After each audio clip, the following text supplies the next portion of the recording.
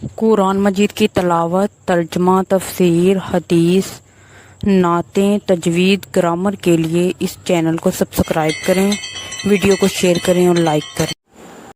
نحمدہ ونصلی علی رسولہ الکریم، اما بعد، فاعوذ باللہ من الشیطان الرجیم، بسم اللہ الرحمن الرحیم۔ آج کا ہمارا موضوع گفتگو ہے حواری رسول حضرت زبیر رضی اللہ عنہ۔ حضرت زبیر رضی اللہ عنہ کے خاندان و پیدائش۔ قریش میں خلید کا خاندان بہت ہی ممتاز تھا۔ زبیر کے والد عوام کی شادی حضرت صفیہ رضی اللہ عنہ سے ہوئی۔ حضرت زبیر رضی اللہ عنہ انہی کے بدن سے 594 ہجری میں مکہ معظمہ میں پیدا ہوئے۔ رشتہ میں آپ حضور صلی اللہ علیہ وآلہ وسلم کے پھوپھیزاد بھائی حضرت ختیجہ رضی اللہ عنہ کے حقیقی بھتیجے حضرت ابوبکر صدیق کے داماد تھے۔ ابتدائی تربیت و تعلیم قریش کے خاندان اصول پر حضرت صفیہ رضی اللہ عنہ کی زیر نگرانی ہوئی۔ حضرت صفیہ رضی اللہ عنہ کی دلی خواہش تھی کہ ان کا لال بڑا ہو کر بہادری، سخاوت، جرأت، دلیری میں فخر خاندان بنے۔ خدا نے ان کی دعا قبول فرمائی اور ایسا ہی ہوا۔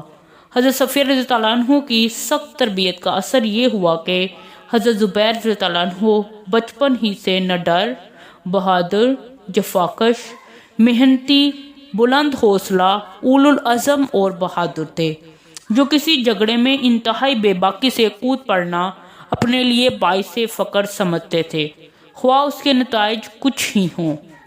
چند کامیاب معرکوں نے ان کی ہمت بڑھا دی اور حوصلہ بلند کر دیے، اور ان کے ہم عصروں پر ان کی دھاک بیٹھ گئی۔ حضرت زبیر کے قبول اسلام کا واقعہ اور اس کے مصائب۔ حضرت ابوبکر صدیق رضی اللہ عنہ کی دعوت پر آپ نے 16 برس کی عمر میں حضور صلی اللہ علیہ وآلہ وسلم کی خدمت میں حاضر ہو کر اسلام قبول کیا، جبکہ صرف 6 یا 7 مسلمان ہوئے ہوں گے، جس سے حضرت صلی اللہ علیہ وآلہ وسلم کو بہت خوشی ہوئی، اور اسلام قبول کرنے والوں میں السابقون الاولون کا شرف آپ کو حاصل ہوا۔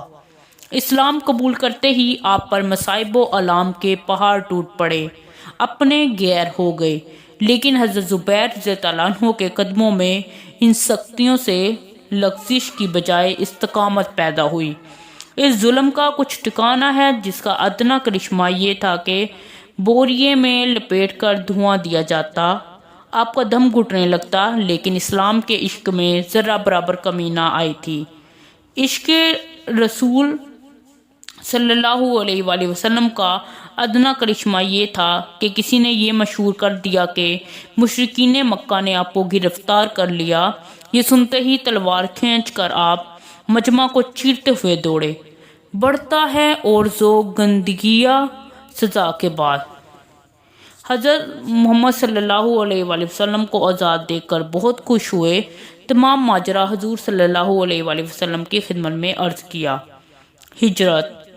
حضرت زبیر رضی اللہ عنہ پر مظالم حد سے بڑھ گئے تو حضور صلی اللہ علیہ وآلہ وسلم نے آپ کو حبشہ ہجرت فرمانے کا حکم دیا، جہاں آپ سے پہلے آپ کے بہت سے عزیز پہنچ چکے تھے۔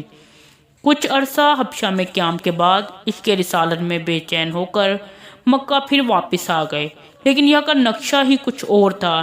نبی صلی اللہ علیہ وآلہ وسلم پر اتنے مظالم ڈھائے گئے کہ آپ کے لیے ناقابل برداشت ہو گئے۔ ہجرت کا حکم ہوا، آپ بھی حضور صلی اللہ علیہ وآلہ وسلم کے پیچھے اپنا گھر بار، عزیز و اقربا سب کو چھوڑ کر مدینہ چلے گئے۔ غزوات میں شرکت۔ حضرت زبیر کا درجہ بہادری اور استقامت میں دلاوران عرب میں بہت ممتاز تھا۔ آپ تلوار بڑی بے جگری سے چلاتے تھے اور دشمن پر باز کی طرح ٹوٹ پڑتے تھے۔ اسی لیے اسلام کی کوئی لڑائی ایسی نہ تھی جس میں انہوں نے شرکت نہ کی ہو، یا بہادری اور آزمائش کا کوئی امتحان ایسا نہ تھا جس میں 100% نمبر انہوں نے حاصل نہ کیے ہوں، اور ہر وقت اپنا سر ہتھیلی پر لیے پھرتے تھے۔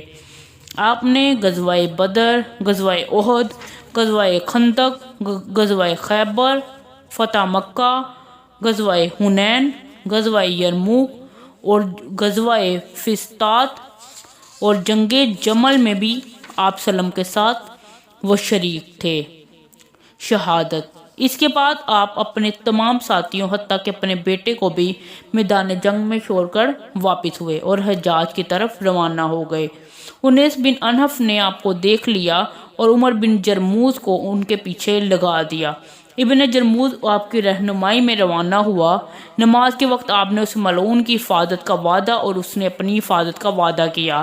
حضرت زبیر نے امامت کروائی اور حالت نماز میں جرموز نے عہد شکنی کر کے بحالت سجدہ آپ کا سر کاٹ دیا۔ انا للہ و انا الیہ راجعون۔ یہ 32 ہجری کا واقعہ ہے۔ ابن جرموز اس کے بعد آپ کے ہتھیار لے کر حضرت علی رضی اللہ عنہ کی خدمت میں پہنچا۔ آپ یہ خبر سن کر حیرت میں رہ گئے اور بہت رنج کا اظہار کر کے فرمایا، تجھے دوزخ کی بشارت ہو، بھڑکتے ہوئے دوزخ میں تیرا انتظار ہو رہا ہے۔ اخلاق و عادات۔ حق پسندی، دیانت داری، تقوی، پرہیزگاری آپ کی طبیعت ثانیہ بن چکی تھی۔ سخاوت کا یہ عالم تھا کہ 1000 غلام آپ کے تھے، جو کما کر لاتے وہ سب خیرات کر دیتے تھے۔